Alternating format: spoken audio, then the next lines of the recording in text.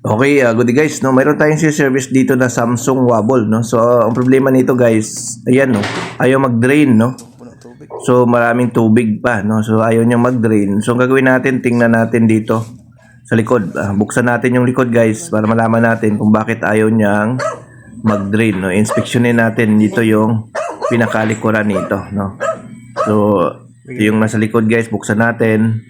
Tapos tingnan natin guys yung pinaka ilalim nito, no, para makita natin kung anong problema, ngat-ngat or baka may putol. So ayan nga guys, so nakita natin guys, ayan oh, putol yung string ng drain, ayan oh, putol. So ibig sabihin ang naging sira guys yung drain motor, no, putol yung string, no. So yan po ang naging sira, no. So kapag hindi mag-drain ng inyong washing machine, inspeksyonin niyo kagad yung baba.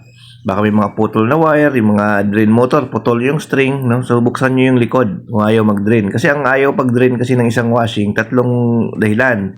Barado, drain motor, or yung board, no? So, pwede nyo siya tingnan. So, ayan guys, no? Ang ginawa namin, pinalitan namin to ng drain motor. Isang set na, kasi wala namang nabibiling string lang, no? Hindi mo naman pwede palitan yung string.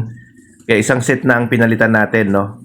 Sa drain motor na ito, pag ganito ang problema. Basta putol yung string guys, palit na kayo ng isang set na drain motor kasi hindi nyo naman pwedeng palitan yung string na yan. Mahirapan kayo makahanap ng kapalit niyan guys. So ito yung pinalitan natin guys, oh. Wala na siyang string. No, ayan. So, ayan. Wala na siyang ano.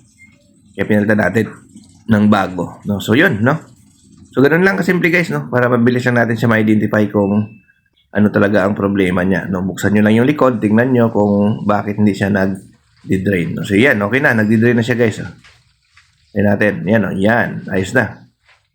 So working na po siya, no? So yun, no, yung basic lang naman to guys pag ito ang problema, no? Madali nyo ma-identify, lalo yung mga ganitong model ng washing machine, no? So madali siyang i-repair yung ganitong brand ng washing machine. Okay, no? Thank you, bye-bye. Supply daw.